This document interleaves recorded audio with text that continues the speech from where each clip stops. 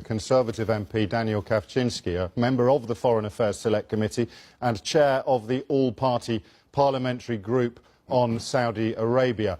Mr Kawczynski, last night the chairman of the committee upon which you sit, the Foreign Affairs Committee upon which you sit, called for some form of investigation. Crispin Blunt. We've now heard a senior member of Saudi military also call for an investigation into the possible commission of war crimes. And yet with Saudi Arabia it often seems as if a different set of rules is being followed. Do you think any investigation will unfold, will occur? Well, first of all, let me correct you. I'm not the chairman of the all-party group for Saudi Arabia. That's a Labour MP called Yasmin Qureshi.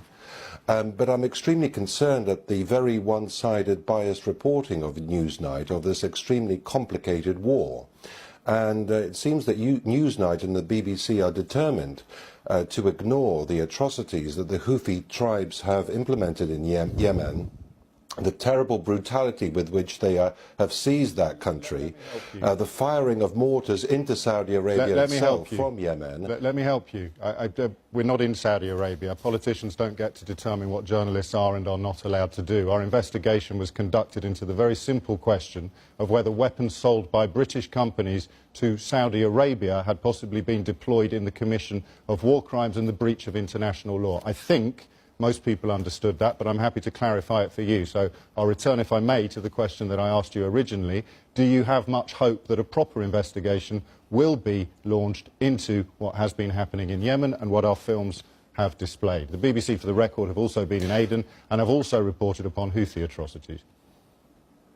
Well, I fundamentally dispute your coverage of the entire situation in Yemen, and you and Newsnight are trying to peddle a completely false prospectus to the British people of the situation on the ground. Are we going to get close to appalling? Are we going to get close to answering the question I've asked about an investigation, Daniel Kawczynski?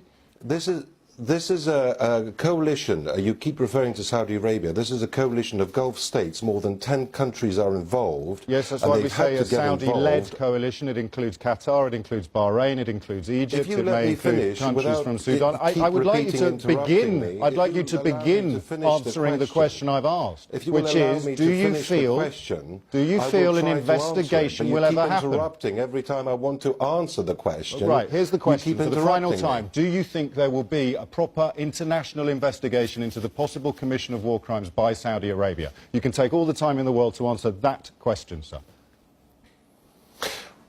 The war crimes are being perpetrated by the Houthi tribes, not by Saudi Arabia. That bottling plant that you just saw footage of there had been bombed by airstrikes. Well, you keep referring. You've sent a reporter. We've moved away again from the question. Do you think there will be an investigation?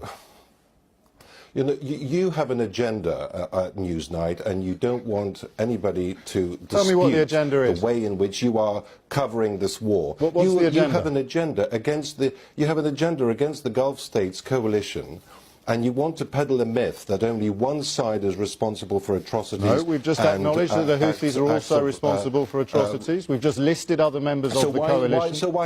So why haven't you shown any coverage of the massacres? Because the investigation is into whether or not weapons sold by British companies have been used in the commission of war crimes possibly committed by Saudi Arabia. The Houthis are not our allies. Are acting in a completely disgraceful way. Remarkable encounter. Over the coverage of this war. Absolutely disgraceful. I feel guilty for keeping you from your home this evening. The Houthis are not our allies and they're not our customers. Therefore, the public interest of British journalism is not served at this point by investigating what they have or have not been doing. You are deliberately giving a very biased, one-sided opinion of this appalling, complicated war in Yemen, which 10 countries are acting upon.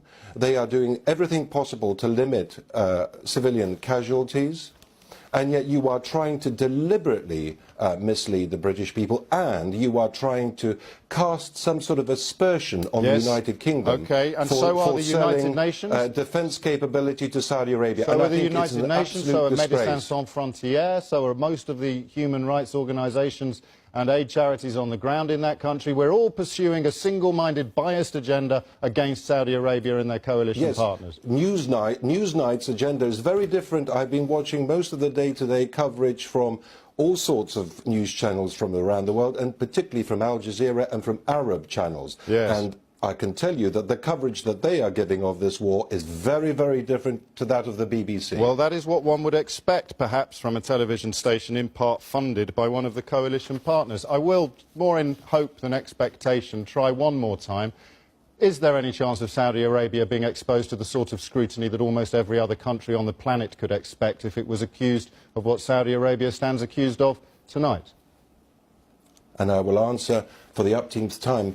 The coalition forces of 10 countries are doing everything possible to limit civilian casualties, and the Newsnight are deliberately trying to falsify the situation on the ground in Yemen. How?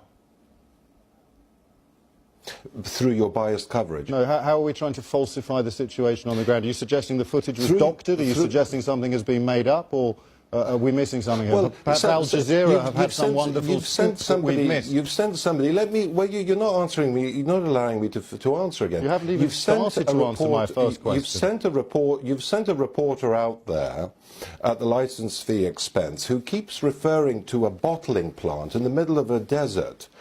And you say that you show all these plastic bottles full of water, and you say you found no evidence that it was used as a training centre. Well, of course you wouldn't find any evidence. Any evidence of nefarious purposes would have been disposed of or taken away before the BBC journalist turns up.